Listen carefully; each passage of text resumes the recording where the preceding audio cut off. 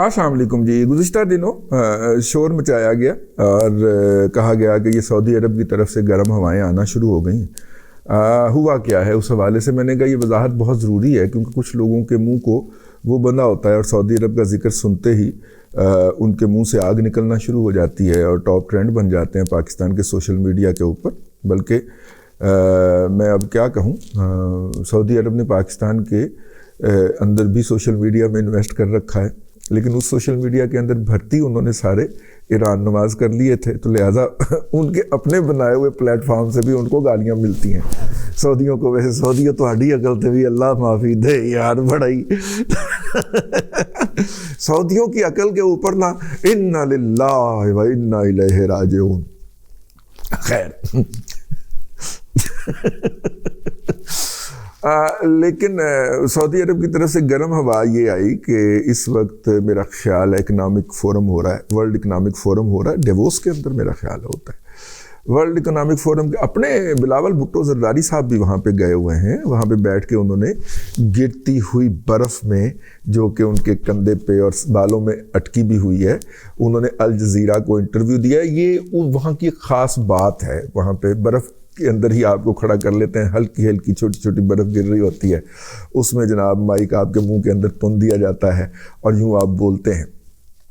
ٹھیک ہے, وہ ایک رومانس ہے جی. ورلڈ اکنامک فورم ایک رومانس ہے. دنیا بھر کے معروف حکومتی اور غیر حکومتی اور کاروباری افراد جو ہے وہ وہاں پہ آتے ہیں اور وہ وہاں پہ بات چیت کرتے ہیں. ویسے وہ فائزر دے سی ای او نہ لو, یہ بہت بری ہے. یہ فائزر والے جو یہ تھے یہ سب سے مہنگی ویکسین بیچ رہے تھے, اور پہلے انہوں نے کہا کہ جی یہ 100% مؤثر ہے, پھر کہا 90% مؤثر ہے, پھر کہا 80% مؤثر ہے, پھر کہا 70% مؤثر ہے, پھر کہا 60% مؤثر ہے, اور آخر میں جب اس کے ٹیسٹ سامنے آئے تو پتہ چلا کہ وہ 1% بھی مؤثر نہیں ہے.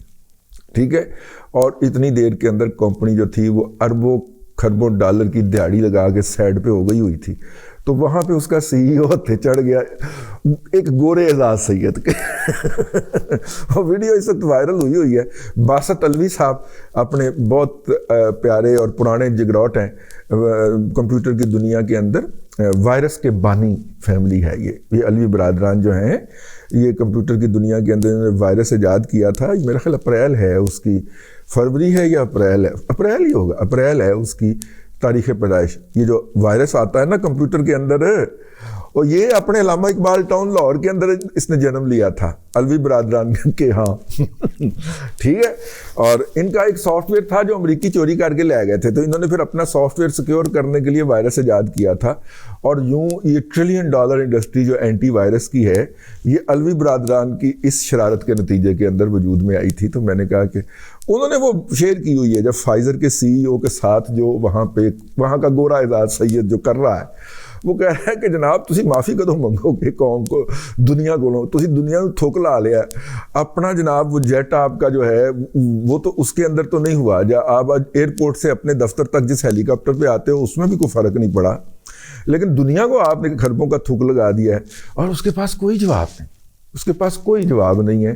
لیکن اعزاز سید پھر کیڑا ہوئے وہ کار چھڈن جا رہا انہوں, اور اللہ آپ کا بھلا کرے. ہم جو غریب لوگ ہیں دنیا کے وہ اسی سے ہی فائدہ اٹھا لیتے ہیں. میرا خیال وہ قومیں جو تھیں وہ زیادہ عقل مند نکلی. چینیں سب سے زیادہ عقل مند تھے, رشین اس سے زیادہ عقل مند تھے. انہوں نے اپنی ویکسین ایجاد کر لیا. انہوں نے کہا کہ فائزر نے جو پیسے بٹانے نے تو ہم اپنی ویکسین ایجاد کر لیتے ہیں, تو وہ ہو گئی. لیکن پتہ چلا کہ وہ ویکسین اتنی مؤثر نہیں تھی, بلکہ بالکل بھی مؤثر نہیں تھی جتنے کا ان کے بارے میں دعویٰ کیا گیا تھا. تو یہ تو تھا کرونا کے ویکسین کے بارے میں. یہی وجہ ہے کہ اب جب کرونا کا لیٹسٹ ویریئنٹ آیا ہے تو چائنیز نے ہرڈ امیونٹیز کے تحت ان سے نپٹنے کا فیصلہ کیا ہے. لاک ڈاؤن نہیں ہوگا. ہرڈ امیونٹی کیا ہوتی ہے کہ یار 2 کلو بیماری جیڑی ہے نا وہ 2 لاکھ بندوں پہ تقسیم کر دیں, یا 2 کلو بیماری جو ہے وہ 200 بندوں پہ تقسیم کر دیں, تو 2 کلو سے 200 تو مر سکتے ہیں, 2 لاکھ نہیں مر سکتے. ٹھیک ہے, کیونکہ ان کے اندر ہر ایک کے پاس تھوڑی پہنچے گی, سارے برداشت کر جائیں گے, سروائیو کر جائیں گے. اس کو ہرڈ امیونٹی کہتے ہیں.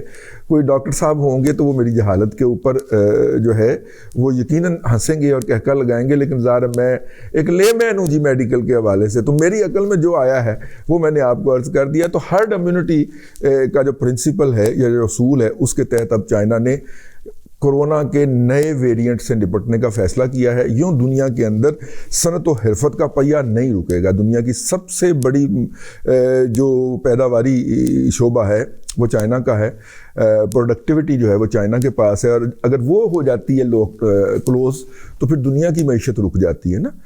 دنیا بھر کے جو شیلف ہوتے ہیں ڈپارٹمنٹل سٹور کے وہ خالی ہو جاتے ہیں, اور یہ ہوا پچھلی دفعہ. اس دفعہ چائنا نے کہا کہ نہیں, ہم ہرڈ امیونٹی کی طرف جا رہے, تو نتیجے کے طور کے اوپر فلائٹیں بند ہوئیں, لوگوں کا آنا جانا کم ہوا. لیکن یہ ہے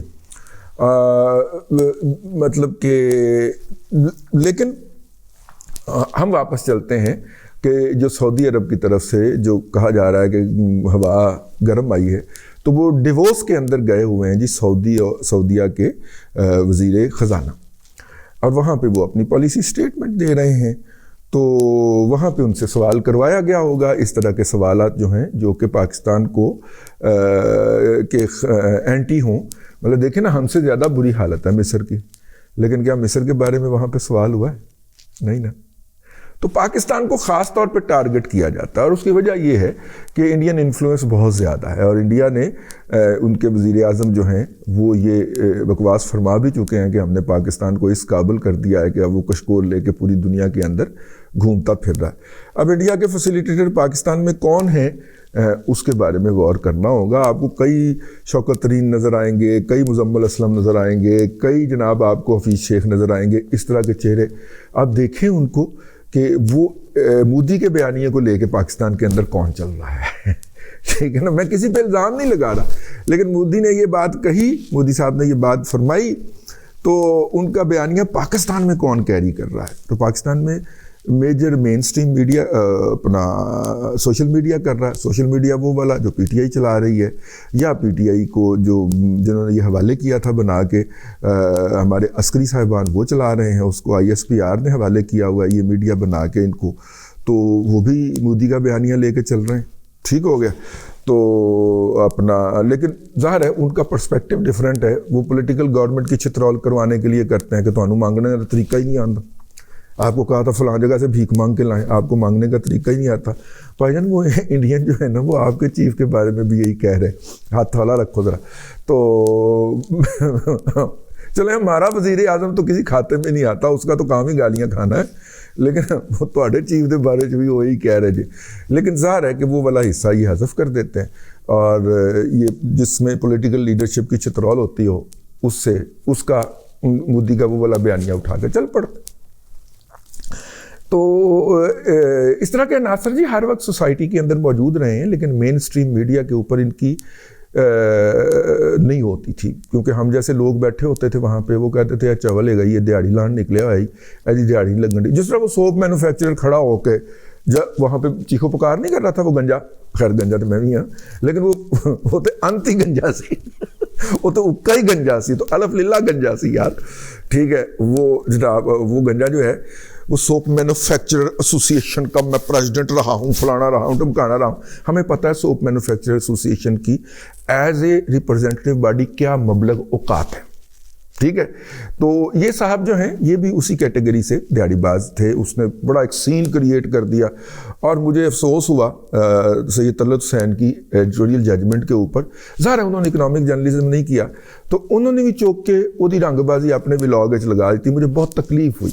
شاید پہلا ولاگ ہے طلعت حسین صاحب کا جسے دیکھ کے مجھے باقاعدہ تکلیف ہوئی کہ یار میرا مطلب ہے کہ یہ زیادتی, آپ نے ایک ڈرامے باز کو, ایک رنگ باز کو, ایک دھوکے باز کو آپ نے اپنا جو کہ آپ کا ولاگ ایک معتبر ولاگ سمجھا جاتا ہے اس کے اندر آپ نے جگہ دے دی. ساڈا کام پھر باقیاں لوگوں دے کیڑے ہی کڈنا رہ گیا, انہوں دی کریکشن کرنا ہی رہ گیا. لیکن ہٹے ڈیوورس واپس. تو انہوں نے وہاں پہ سائڈ لائن پہ ان کا انٹرویو ہو رہا تھا, تو انہوں نے وہاں پہ فرمایا کی فرمایا تو چلتے میں آیا. انہوں نے کہا کہ دیکھیے ہم 3 ملکوں کو پیسے دے رہے ہیں, امداد دے رہے ہیں, ان کو فیسیلیٹیٹ کر رہے ہیں, وہ ہمارے دوست ممالک ہیں, برادر ملک ہیں. ان کے اندر ایک انہوں نے نام لیا مصر کا, ایک ترکی کا اور ایک پاکستان کا, ٹھیک ہے. اور انہوں نے کہا کہ دیکھیے اب ہم نے سعودی لوگوں کے اوپر ٹیکس بھی لگا دیا ہے, تو وہ ہم سے پوچھیں گے کہ ہم ان سے ٹیکس لے کے کن لوگوں کی امداد کر رہے ہیں. تو اس لیے یہ لوگ اگر جو ہیں یہ پاکستان سے مزید امداد چاہتے ہیں تو انہیں اپنا ہاؤس ان آرڈر کرنا پڑے گا, انہیں اکنامک ریفارمز انٹروڈیوس کروانا پڑیں گی, معاشی اصلاحات انٹروڈیوس کروانا پڑیں گی, اور اپنے لوگوں سے ٹیکس لینا پڑے گا, ٹھیک ہے. اچھا مسئلہ یہ ہے کہ میں یہ گلی کے اندر جو ریڑھی لگا کے کھڑا ہوا ہے یا جو کھوتی ریڑھی کے اوپر سامان ڈھو رہا ہے, یہ سارے کے سارے لوگ ٹیکس تو دے رہے ہیں, ٹھیک ہے, لیکن خزانہ کیوں نہیں پال رہا یار؟ 22 لوگ جو ہے وہ روزانہ کا 1 کروڑ روپے کا 1 روپے کا بھی ٹیکس دیں تو روزانہ کا 22 کروڑ روپیہ اکٹھا ہوتا ہے, تو خزانہ کیوں نہیں پال رہا؟ ہانڈی کیڑا کتا چٹ کے بقول ناصر مدنی صاحب کے, ٹھیک ہے, ہانڈی کیڑا کتا چٹ رہے ہیں. تو وہ بھائین بات یہ ہے کہ یہ جو آپ سے اور میرے نام سے سیل ٹیکس کے نام پہ کچھ وصولی کی جاتی ہے, ٹھیک ہے نا, سیل ٹیکس کے نام پہ آپ سے اور مجھ سے جو وصولی کی جاتی ہے وہ سرکار کے خزانے میں جمع نہیں کروائی جاتی. گورنمنٹ کو اگر FBR نوٹس جاری کر دے تو گورنمنٹ آگے سے ہمارے دوست عارف حمید پٹی کو بھیج دیتا ہے کہ جا کے ان سے نپٹ کے ہم نے ٹیکس نہیں دینا. تو لہذا گورنمنٹ کے اوپر آپ سے جو ٹیکس وصول کیا جاتا ہے وہ قومی خزانے میں نہیں جاتا. میں نے ایک مثال دی ہے.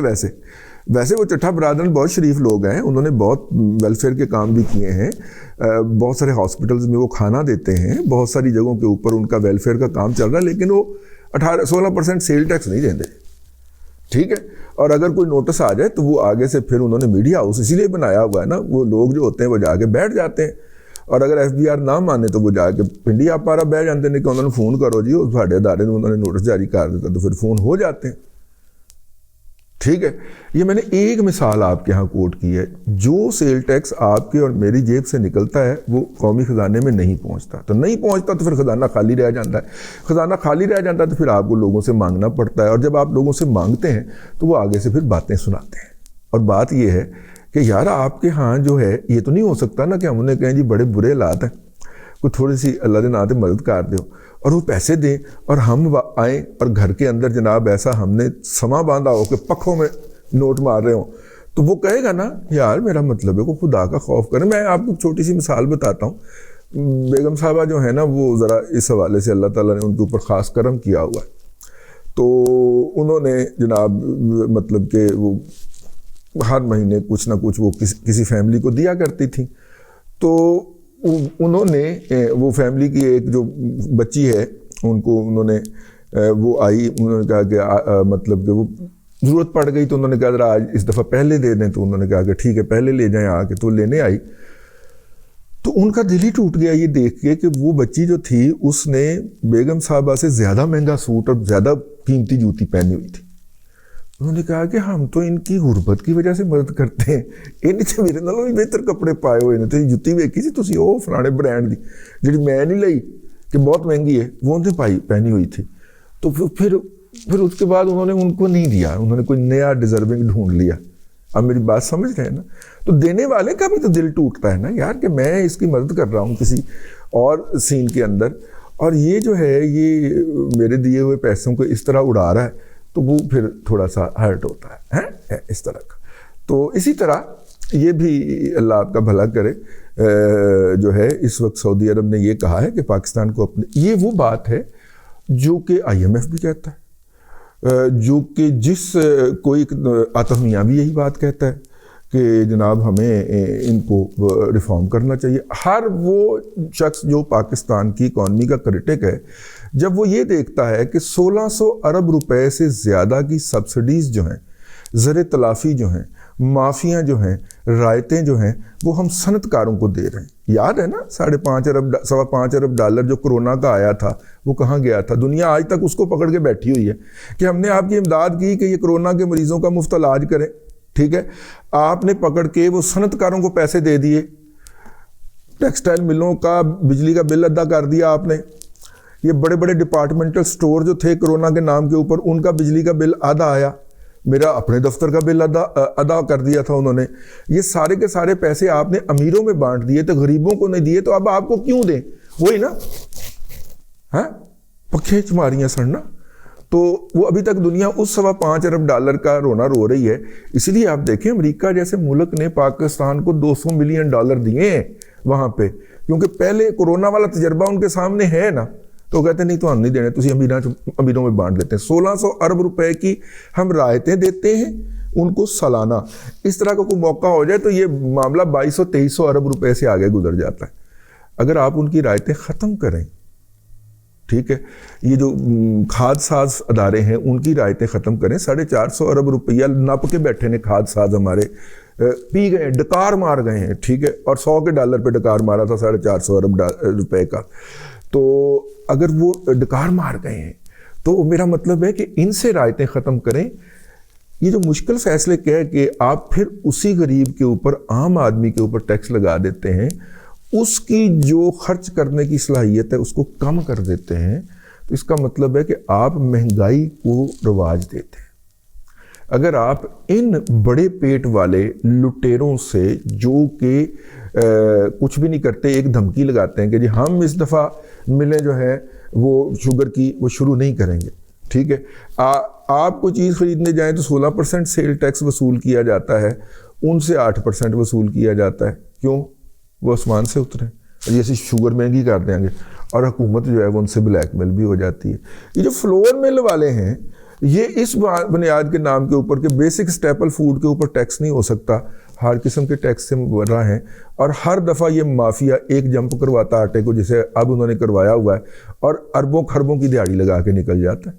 ہر گھر میں آٹا جانا ہوتا ہے, ٹھیک ہے, جو ہر گھر میں چیز استعمال ہونی ہو اس کے والیومز بہت زیادہ ہوتے ہیں, اور تھوڑا سا مارجن 1 روپے کا بھی فرق پڑے تو کروڑوں روپیہ ادھر سے ادھر ہو جاتا ہے. اور یہاں پہ تو آٹا جو ہے وہ 160-65 کی آواز بھی لگی ہے, ویسے میں خرید کے لایا ہوں, 110 سے زیادہ نہیں ہوا, مطلب چکی کے آٹے کی بات کر رہا ہوں. بیگ کا آٹا اس سے کم ہے, ٹھیک ہے, لیکن بہرحال آپ میڈیا آپ کے ہاتھ میں ہے, باندر کے ہاتھ میں ماچس تھما دی گئی ہے, جو مرضی جہاں پہ مرضی باندر آگ لگاتا پھرے. اور باندر کے ساتھ ساتھ ہم بھی ہیں. ہمارے یہ جو آپ نے جو ہے, میں نے پچھلے ولاگ کے اندر عرض کیا, یہ جو ان کے فوٹ سٹیپ مل رہے ہیں نا, جتنے بھی ان سے جڑے ہوئے لوگ ہیں وہ ڈیفالٹ کا ترانہ گا رہے ہیں, تو ساتھ ساتھ اب ان کے فوٹ سٹیپ بھی مل رہے ہیں. ٹھیک ہو گئے. اب تک کے لیے اتنا ہی. اگلے ولاگ کے اندر پھر حاضری ہوگی. اللہ تبارک و تعالیٰ آپ کو آسانیاں عطا کرے, اور آسانیاں خلق خدا میں تقسیم کرنے کی توفیق عطا کرے.